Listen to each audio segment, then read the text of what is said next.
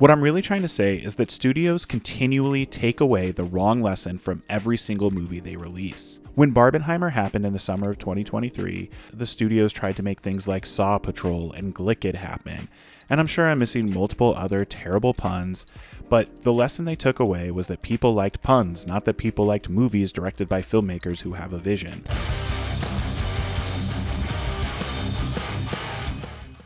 Ask any random person on the street and they'll tell you that movies are getting worse. Even the movies that make a lot of money, most people wouldn't describe as good. And then, last week, The Hollywood Reporter confirmed reports that Chris Evans will be rejoining the MCU for Avengers Doomsday. And for the life of me, I cannot understand how anyone thinks this is a good thing. To me, this just highlights the same problem that people have been screaming about for as long as movies have existed. There are too many remakes and not enough original ideas. And while, yes, obviously since there have been movies, there have been adaptations and remakes, and that's never going to change. But in the last 2 decades, we've seen the number of overall original ideas decrease and the amount of remakes, reboots, and adaptations continue to soar. In fact, as of the writing of this video, 2024 is the first year in film history where all 10 of the highest grossing movies of the year were either sequels, remakes, reboots, or adaptations. There's not a single original film in the top 10 for 2024. But are movies actually getting worse, or are we just not looking for the good ones? I'm Brandon, and this is Born to Rant, and today we're going to try and figure out, are movies actually getting worse?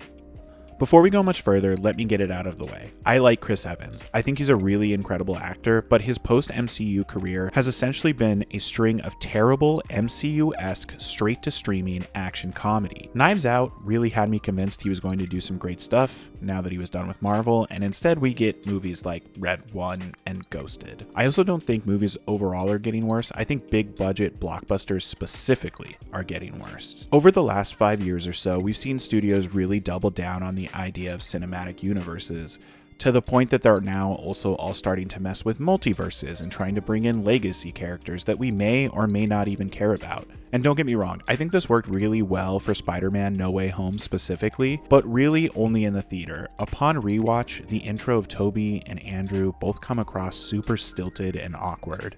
And I don't really count the Spider-Verse movies as being part of this multiversal fatigue that we're all currently facing. Those movies are kind of their own special thing. What I'm really trying to say is that studios continually take away the wrong lesson from every single movie they release. When Barbenheimer happened in the summer of 2023, these idiots truly didn't understand that what had people coming out in droves is that these were 2 completely different movies, but they were both helmed by directors with a singular vision. Love or hate Oppenheimer and Barbie, one thing you can't deny is that both films feel like real movies made by real directors.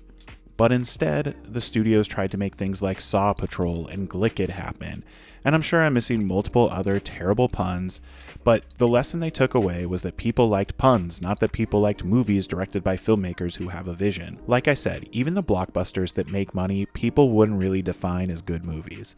Like, have you heard a single person actually say, "Wow, Beetlejuice was great, you have to see it right away"? You haven't. I know you haven't, and if you say you have, you're a liar. These movies all feel like disposable pieces of, and I really hate to use this word, but content.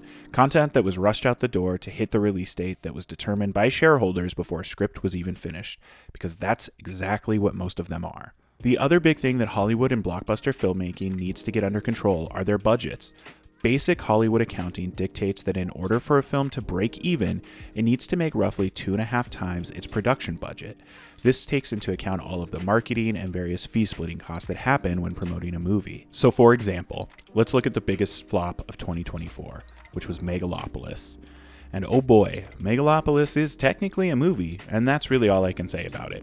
Anyway, reportedly, Megalopolis had a production budget of $120 million, which, if you do the math, means that this movie would have needed to make roughly $300 million just to break even, and it made a worldwide total of $13.7 million.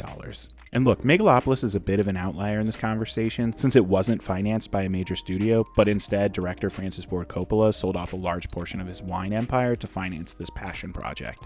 But the point remains the same. Did he really need to spend $120 million on this thing? I bet he could have made the same quality movie with half that if he'd had to. And this is the same problem we've seen from blockbuster filmmaking over and over again in the post-COVID world. They really just cannot get their spending under control.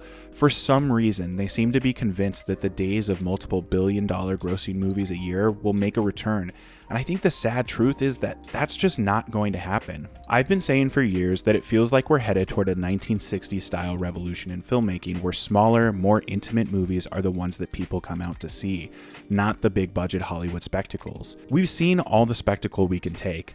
We have to get back to telling good stories on the big screen because without that, we're doomed to repeat this endless cycle of remakes, reboots, and adaptations with $200 million budgets crashing and burning.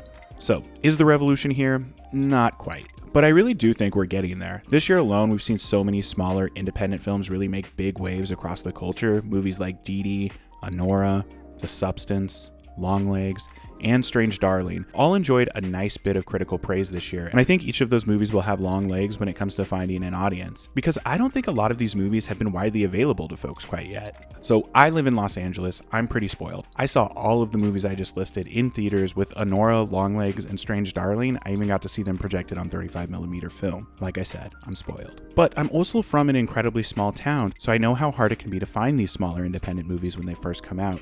It can sometimes take years to finally see them. So it makes sense that your average person would have generally negative feelings about the movies coming out in 2024. I also think one thing that's going to save movies that film people don't really like to talk about is horror. Horror has never really gone away. Let's just get that out of the way.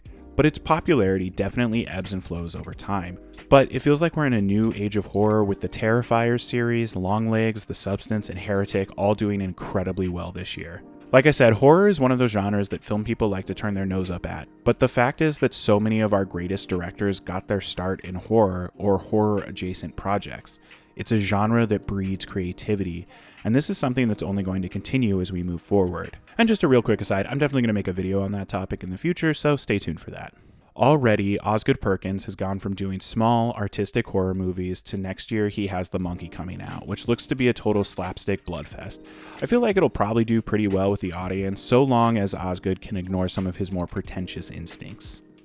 And at the same time, blockbusters aren't going anywhere anytime soon. In 2025 alone, we have 3 movies from Marvel, James Gunn's Superman movie, and countless other remakes, reboots, and adaptations that will inevitably have a budget in the high hundreds of millions of dollars and flop on their face. I'm looking at you, Minecraft.